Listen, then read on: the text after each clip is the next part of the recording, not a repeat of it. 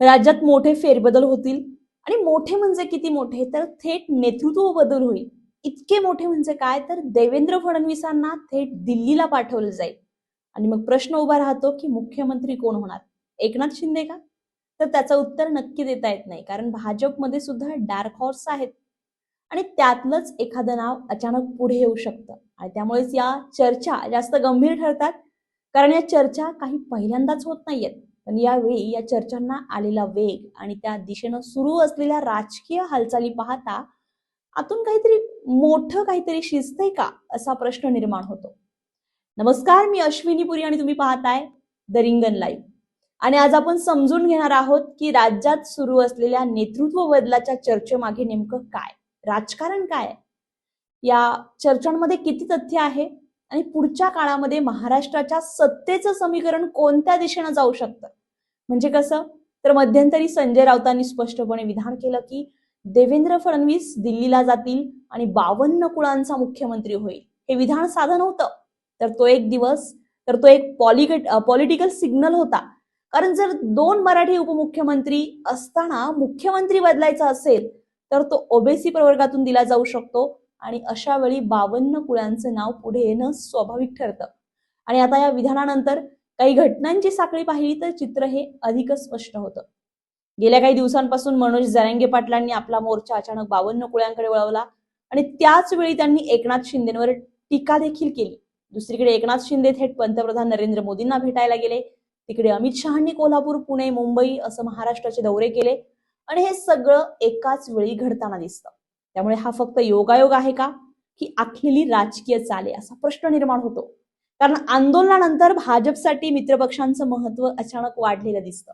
याच दरम्यान धर्मेंद्र प्रधानांचा राजीनामा होतो आणि त्याच वेळी देवेंद्र फडणवीस दिल्ली दौऱ्यावर जातात. पण त्या दौऱ्यात त्यांनी नेमकं कोणाला भेटलं, काय चर्चा झाली, याबाबत कोणतीही स्पष्ट माहिती समोर येत नाही.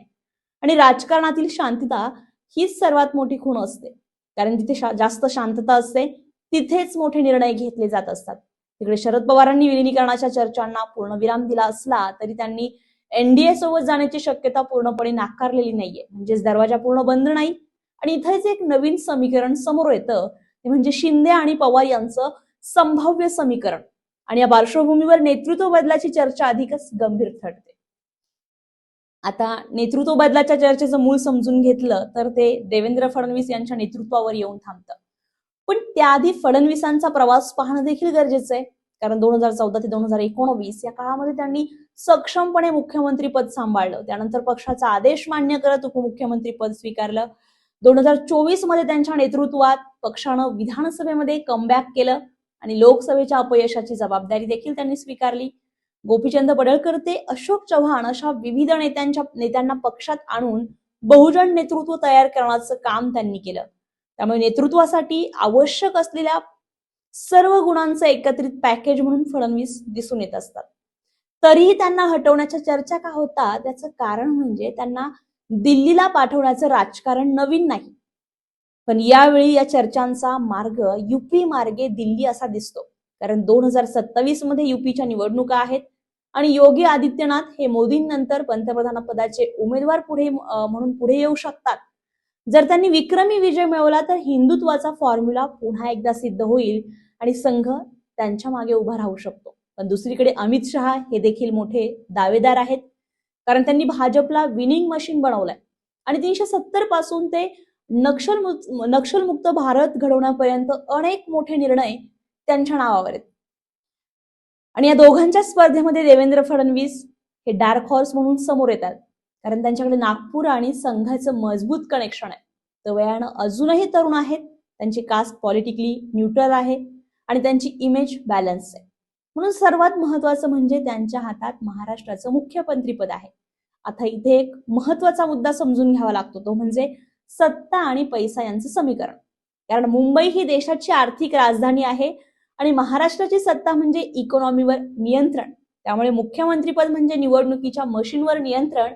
आणि म्हणूनच जर फडणवीसांना पंतप्रधान पदाच्या स्पर्धेतून बाहेर काढायचं असेल तर त्यांना महाराष्ट्रातून दूर करणं गरजेचं ठरतं. पण हे इतकं सोपं नाहीये, कारण फडणवीसांची सर्वात मोठी ताकद म्हणजे त्यांची टिकून राहण्याची वृत्ती. मराठा आंदोलन असो, पहाटेचा शपथविधी असो किंवा शिंदेचं बंड असो, प्रत्येक वेळी ते परत उभे राहिलेत आणि त्यामुळेच त्यांना दुर्लक्षित करणं अशक्य ठरतं. आता दुसरा महत्वाचा मोठा मुद्दा म्हणजे महाराष्ट्राचं पॉलिटिकल स्ट्रक्चर. कारण इथे दोन पक्षांची थेट लढाई नाही तर अनेक पक्षांमध्ये स्पर्धा आहे. भाजप, काँग्रेस, शिवसेना, राष्ट्रवादी, मनसे, वंचित अशा अनेक पक्षांमध्ये सत्ता संतुलन टिकवावं लागतं आणि अशा वेळी मजबूत नेतृत्व आवश्यक ठरतं, अन्यथा यादवी निर्माण होऊ शकते. आणि काँग्रेसनं कोणताही मोठा राज्यस्तरीय नेता नसताना 13 खासदार निवडून आणलेत, हे त्याचं उदाहरण आहे. तिसरा मुद्दा म्हणजे पर्याय. कारण तिसरा महत्वाचा मुद्दा म्हणजे फडणवीसांना हटवलं तर पर्याय कोण, हा प्रश्न देखील निर्माण होतो. एकनाथ शिंदे हा पर्याय असू शकतो, पण त्यामुळे पुन्हा शिवसेना मोठा भाऊ बनण्याचा धोका आहे. मराठा मुख्यमंत्री दिला तर ओबीसी नाराज होतात आणि ओबीसी मुख्यमंत्री दिला तर मराठा समाज नाराज होतो. त्यामुळे कास्ट इक्वेशन कोलमडतं आणि इथे फडणवीस एक बॅलन्सिंग फॅक्टर म्हणून उभे राहतात. याशिवाय 2029च्या लोकसभा निवडणुका आणि डिलिमिटेशन नंतर बदलणारे मतदारसंघ यांचं व्यवस्थापन कोण करू शकतो, हा देखील महत्वाचा प्रश्न ठरतो आणि पुन्हा उत्तर फडणवीसांकडेच येऊन थांबतं. म्हणूनच एकीकडे फडणवीसांना मर्यादित करण्याचा प्रयत्न होऊ शकतो, पण दुसरीकडे त्यांना रिप्लेस करणं सध्या तरी कठीण दिसतंय. आता शेवटी प्रश्न तुमच्यासाठी आहे की फडणवीस खरोखर दिल्लीला जाणार का, की सगळा राजकीय धूर आहे? नेतृत्व बदल खरंच होणार आहे का, ही फक्त चर्चा आहे? आणि सगळ्यात महत्वाचं म्हणजे महाराष्ट्राचं भविष्य ठरवणार कोण, दिल्ली की महाराष्ट्र? तुम्हाला काय वाटतं कमेंटमध्ये नक्की सांगा आणि असेच नवनवीन व्हिडिओ पाहण्यासाठी द रिंगण लाईव्हला लाईक करा, शेअर करा, सबस्क्राईब करायला विसरू नका. तोपर्यंत मी अश्विनी पुरी आपली रजा घेते. भेटूयात पुन्हा नव्या व्हिडिओत, नव्या विश्लेषणात. तोपर्यंत कुठेही जाऊ नका, पाहत रहा द रिंगण लाईव्ह, आवाज महाराष्ट्राचा. धन्यवाद.